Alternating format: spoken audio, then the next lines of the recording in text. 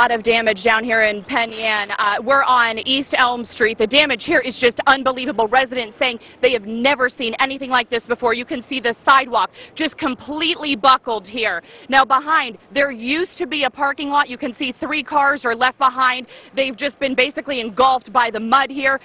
In the back here, you can see right where those 2 people are walking, there is a car underneath that concrete back there. That building right there behind it, it looks like it's falling apart. Just yesterday, that building was almost completed. They were remodeling it. A police officer told me they were about to turn the water back on inside that building. Again, the remodeling was almost complete on that building, and now it needs to be probably torn down. Just down the street here at the Penn Yan Diner, we're told that water and mud were 9 feet deep in the basement. We're going to take you inside and take a look with the owner right now. Let's take a look. Take a look inside the Penn Yan Diner on East Elm Street. People tell me that in '72 it was like this, but not this bad. Nothing like this. The upstairs doesn't look too bad, but take a trip down those mud-covered stairs and you'll see devastation like never before here in this small town. So this is where the water came up to right here. This is our water line. Owner Sean Ahern says his livelihood is completely destroyed. Crews from a water restoration company say it appears this business is a complete loss. The owner says he doesn't have flood insurance. So like that freezer is upside down, and the other one is flipped over on its side, and just, I mean, the water went right up to the ceiling. While business owners assess the damage and emotionally come to grips with the damage, a local pastor and volunteers are feeding tired workers and trying to comfort business owners who have lost everything. So we put together some food and some water and opened up the lobby of Community Bank right over here on Main Street so that folks can get some air and some cold water and use the restroom and just kind of take a deep breath, because it's been a long day already. It feels like it's about midnight.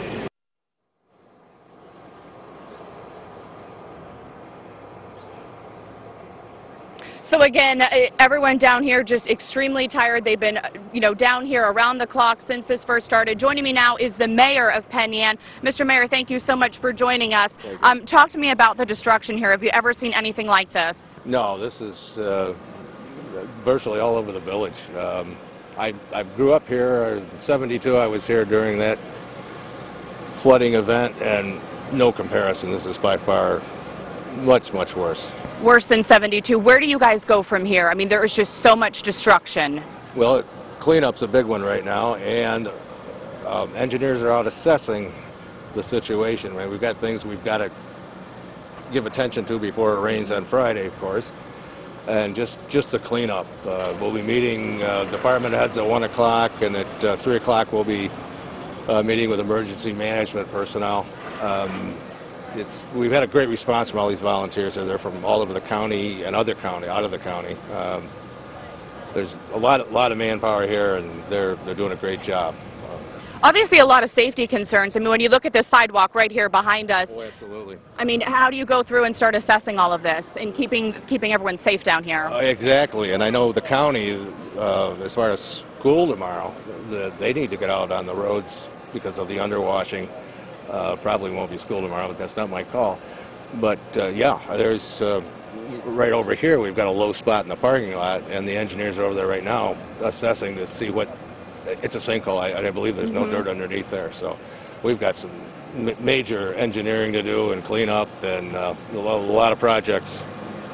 All right, thank you so much, Mr. Mayor. Again, you just heard it from the mayor. There is a lot of damage here, a lot of assessing to do, and of course we're going to stay here all day and keep you updated throughout the day. We're live in Penn Yan. Jennifer Mobilia, News 10 NBC. Standing in one of the hardest hit areas. We're right in the downtown area. Behind me, it's called Jacobs Creek. Usually there's not a lot of water flowing here, but you can see even hours after the storm passed, it is rushing through here. You can also see all of this debris that was moved. There's actually the top of a food truck and one of the containers for a food truck and a storage container, and earlier there was even a tractor trailer sitting in this creek. So now we're going to show you some of the people who live right behind here, some of the residents who have lost everything because of this storm. Walking down Chaplin Avenue, it's a mess. It was like a lake here. The water was at least 8 feet high last night. You can tell by the line on this building. And the rush was so strong and so forceful, it moved this semi-trailer. The water picked it up, turned it sideways. It was this way, and it went all the way down the street and down the alleyway. It was like somebody was driving it. Olivia Rodriguez was stuck in her house with her 2 kids. She panicked when the trailer almost hit a light post. And I still had electricity in my house at that point, so I'm screaming to Amber that we were all going to be electrocuted. Luckily, her family made it out safe. The fire department got a boat and they came around back and they cut through my neighbor's wall and pulled me and my kids out. But to avoid any future destruction, officials are asking for help from other state agencies. As an example, one of the issues is town and county highway departments running out of barriers and cones and things to warn the traveling public that a road is impassable. Meanwhile, Rodriguez says she feels numb, but knows her community is by her side. This is a small town, and that's why I choose to live in a small town, is because I know that the community will back us.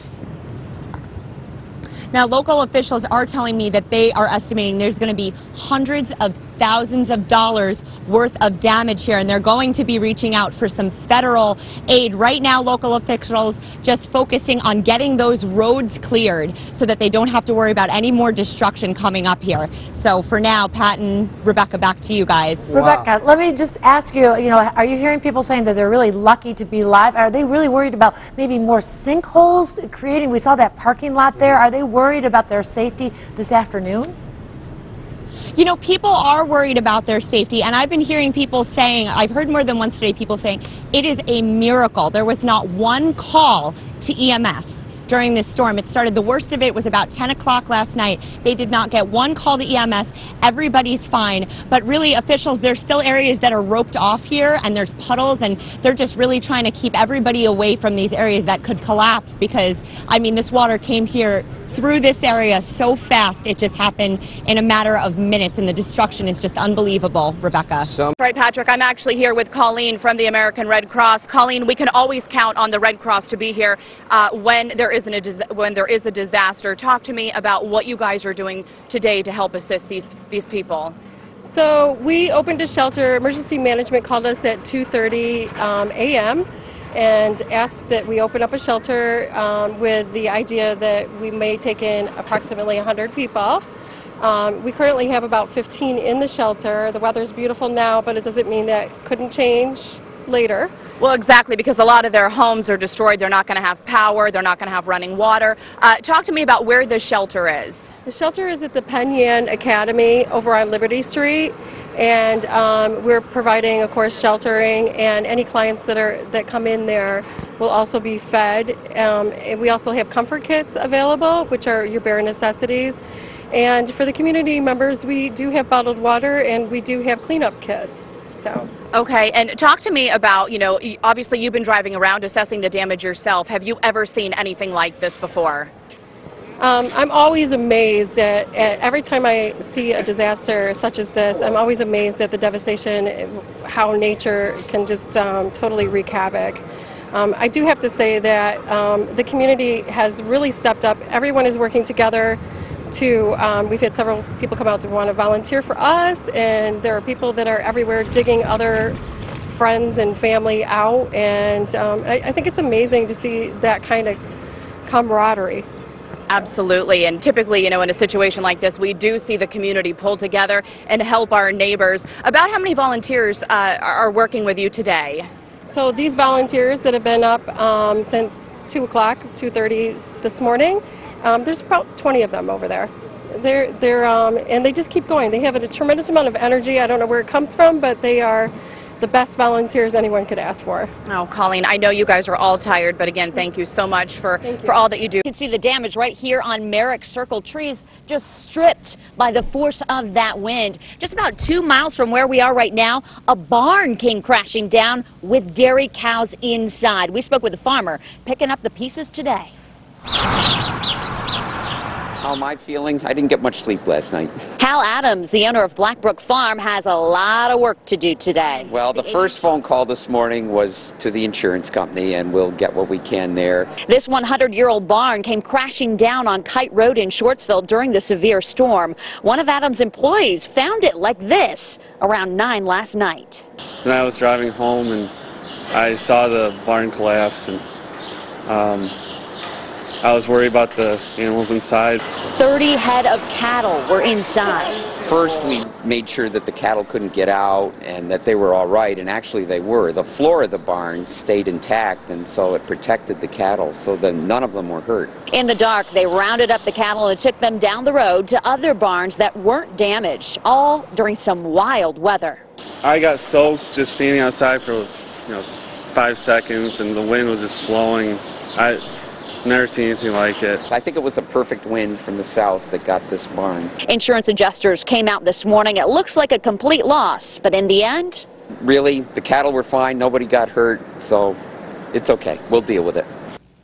Well, Hal Adams says he will rebuild. Back here in Manchester, the cleanup is underway, and boy, there's a lot of it. You can see a garage tipped to its side, still down trees there. Coming up in the next half hour, you'll hear from the man who lives in this house. He describes what he saw last night. Pretty scary stuff. I can only imagine how much cleanup is left to do, and so much was destroyed. What about power outages? Power lines came down, right? Yeah, absolutely. At one point, 600 people were without power, almost here in Manchester alone. That's just about everybody. Now, I just checked with RG&E, 35 customers without power, so they're working hard to get everybody back online. All righty, Nikki Rod live in Manchester with that report. Thanks so much.